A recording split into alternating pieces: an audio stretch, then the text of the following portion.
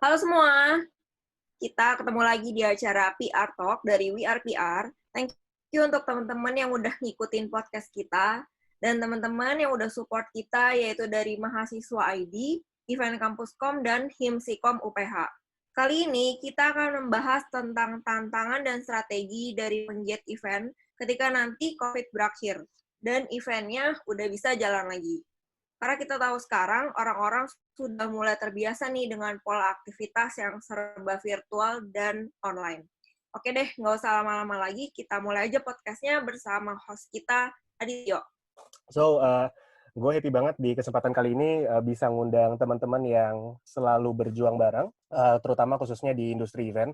Di sini ada Om Rian dan Sylvie, dua-duanya adalah teman baik gue. Kita masih sering bekerja sama di event organizer atau di exhibitions, di mana mereka juga masih aktif bekerja dan berkarya di salah satu perusahaan international exhibition, tepatnya di Jakarta. Di sini kenapa gue undang Rian, selain karena teman baik dan juga sering bertukar pendapat, Rian ini orang yang sangat inspiring banget, khususnya untuk dunia marketing gitu ya, sampai terakhir masih terus berkarya di bidang videografi dan juga brand storytelling. So, here we come, Rian, welcome to join PR Talks in We Are PR. And then Sylvie, teman baik gue, dari awal berkarir di salah satu eventnya besar banget, event di industri konstruksi. Gue nggak sebutkan brandnya, mungkin nanti Sylvie kalau mau berkenalan, monggo silahkan disebutkan brand eventnya. And then sekarang Sylvie sudah mulai masuk ke dunia marketing untuk bidang database and also CRM, if I'm not mistaken. So, welcome Sylvie, udah join bareng PR Talks di edisi kita hari ini. Dan last but not least, ini adalah guru gue sendiri, Bu Ella, tapi panggilan deketnya gue panggil Mami Ella. Kenapa? Karena Bu Ella ini atau Mami Ella ini adalah maminya PR di We Are PR Team gitu. Jadi pastinya insight-insight tentang PR dari praktisi yang sudah hadir hari ini, baik Rian, Sylvie, dan Mami Ella bisa menambah insight buat teman-teman PR people, khususnya para marketer yang rata-rata pendengar PR Talk ini masih di usia mahasiswa, dan ada juga beberapa fresh graduate yang memang sedang meniti karir di industri PR saat ini. So, itu perkenalan sedikit, nanti mereka juga akan berkenalan lebih dalam lagi. Nah, kita tahu nih, di beberapa berita juga sudah ada informasi kalau dalam waktu dekat, di bulan Juni, bisnis akan berjalan seperti biasa. Mungkin secara bertahap ini akan dibuka gitu ya, dan dalam waktu dekat, dunia hiburan atau industri exhibition ini juga akan berjalan normal.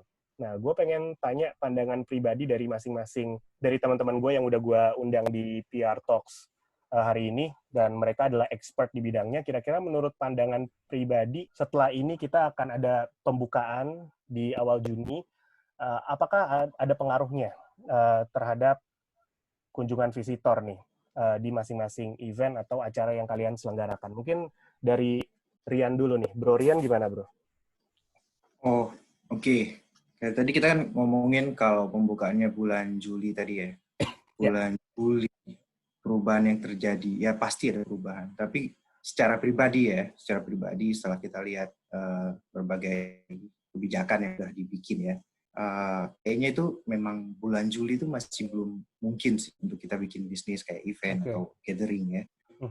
Karena kalau kita lihat aja ya, memang event ini sendiri memang kendaraan kendaraan buat penyebaran virus ini sendiri kan, itu satu, itu udah impact-nya udah kena nih di kita nih di event organizer kayak kita ini. Kita nggak usah ngomong event-event kecil deh, event-event besar aja kayak Microsoft misalnya, mereka itu udah nentuin dan udah cancel semua all live event mereka until July 2021. Jadi sampai tahun depan bulan Juli itu mereka bakal nggak ada lagi yang namanya gathering atau online events atau apapun.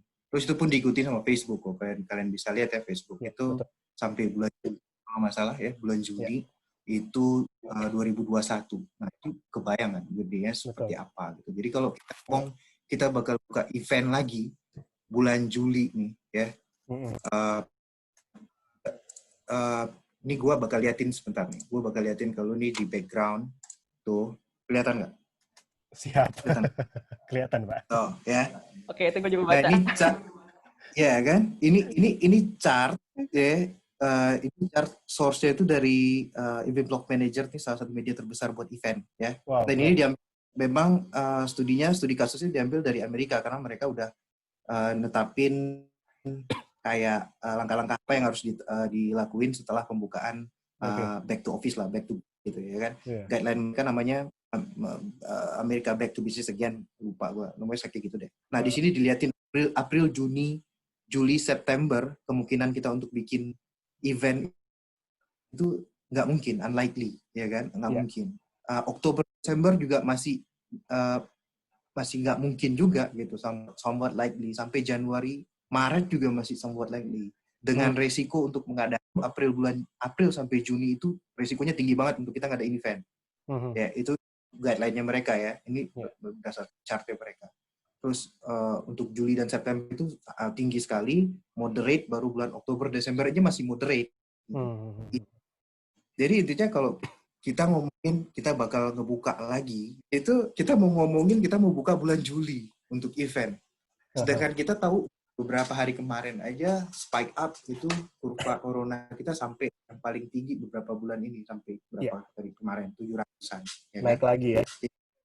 Iya, jadi kalau kita tanya seperti itu lagi, ya kita harus beradaptasi. Pertanyaan jadi, what are the conditions for event to happen? Seperti apa kita mengadakan ini dengan keadaan seperti ini gitu kan? Terus tipe event seperti apa gitu kan?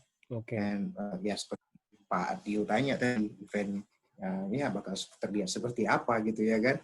Kalau ya itu, jadi event akan seperti apa itu panjang banget nih ya. Ini berdasarkan dari yang informasi yang kita terima dari komunitas, dari media dan segala macam ya kan.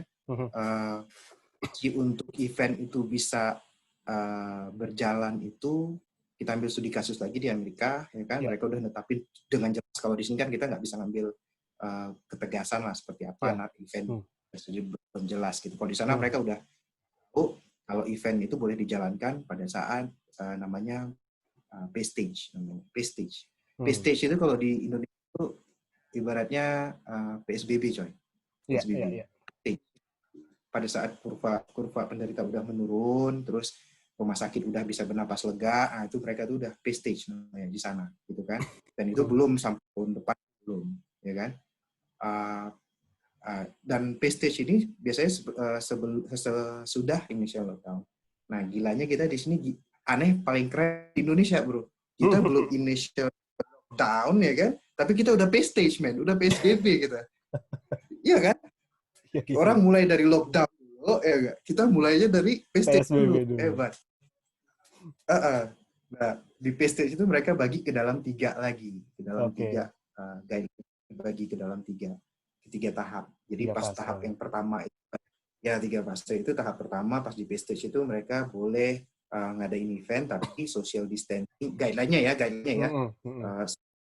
Social distancing-nya tetap, terus tetap ada temperature check, ya kan? Jalanin isolasi, terus ada contact tracing, mereka tetap nge-track orang-orang yang kena terimbas infeksi. Nah, terus coronavirus test juga harus tetap mereka lakuin. Nah, itu tahap pertama, ya kan? Tapi itu tetap pada tahap pertama, habis stage itu mereka belum ada boleh ada gathering, belum ada boleh event, meeting segala macam, mereka belum ada. Nah, Indonesia gimana? Gue belum hubungin Asprapi atau gue hubungin siapa belum pernah sih, belum ada ngobrol kan.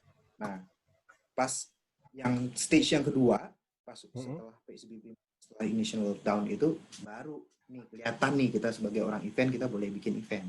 Tapi tetap di sana itu grup yang lebih besar daripada 10 itu nggak boleh. Jadi kebayang kan? Udah keciri nih, maksudnya ciri-cirinya seperti event seperti apa yang bakal ada nanti setelah ini. Kalau prohibiting group larger than 10, nggak boleh lebih dari 10, berarti udah kebayang kan? Pasti event-event besar, event-event pasti pasti ada tantangan lah gitu ya. Ada tantangan buat mereka, gimana mereka bisa melewati masa sulit ini, karena mau nggak mau mereka dipaksa untuk tidak menyelenggarakan kegiatan apapun. Iya, tadi sebenarnya gue belum masuk ke konklusi, mau ngomongin tadi kan seperti apa gitu kan ujungnya kan. Kita kan ngomongin itu kan kira-kira kan. Bring them back, bring the visitor back gitu dengan cara apa kan gitu kan ya. Setelah kita lihat regulasi yang kita ambil mungkin bakal diadopsi ke Indonesia seperti tadi setelah fase yang ketiga tadi. Nah, yang fase ketiga tadi kan boleh lebih dari 50 orang nih ceritanya ya. Terus tetap ada social distancing, tetap ada penerbangan boleh, perjalanan bisnis boleh, asal yang penting gitu ya. Kebayangkan kalau kita harus datengin satu event yang cuma 2 hari, kita harus karantina 14 hari, pas nyampe segala macam, worth it at all, harus segala macam ya kan. Nah, jadi kedepannya itu nih konklusinya ya, event yang berhasil itu adalah EO nih, event organizer yang bekerja sama dengan venue, EO yang bekerja sama dengan venue untuk bikin regulasi baru tentang new normal ini. Jadi kita harus berubah gitu. Kita harus mastiin semua visitor kita tuh bakal baik, semua dalam kondisi sehat segala macam. Nah, ini bakal merubah semua kan, mulai dari cara registrasi, lu jalannya harus signage sudah mesti benar, registrasi udah mesti ada distancing, terus sudah ada izin segala macam. Nah, ini perlu kerjasama venue, Pak Tio. Jadi kalau kita tanya event seperti apa yang berhasil ke depannya, ya kan, Bro Tio, itu yang bekerja sama dengan venue jawabannya. Kalau venue-nya bisa benar-benar menjalankan regulasi yang benar-benar bikin aman dan buat visitor dan eksibitor nih, mengenai dari sisi kesehatannya, mulai dari social distancing, terus segala macam ya. Semua venue besar yang bisa melenggarakan itu ya ke depannya menurut gue. Kalau memang venue bisa seperti event yang seperti itu bisa memastikan visitor bisa aman dan nyaman, selamat sentosa, damai, istimewa, aman. Iya, get it, understand. Kira-kira seperti itu, ya. Keren banget. Ya sebenarnya benar sih. Karena ya kita harus bersahabat dengan COVID gitu ya.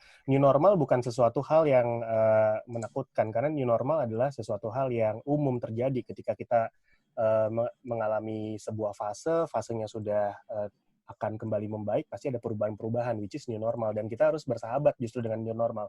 Menarik dengan statement Rian tadi, ternyata kolaborasi itu penting, bukan hanya antara penyelenggara event dengan eksibitor maupun visitornya, tapi penyelenggara event dengan beberapa partner lainnya, seperti penyedia jasa venue, kontraktor, atau mungkin penyedia jasa teknologi terkait dengan bagaimana nih menghandle jumlah visitor pada saat registrasi dan lain sebagainya, supaya nggak ada indikasi event tersebut malah memicu kembali spike untuk kenaikan angka COVID-19 seperti itu. Nah, untuk sesi pertama kita sudah selesai dulu. Kita akan istirahatkan beberapa menit.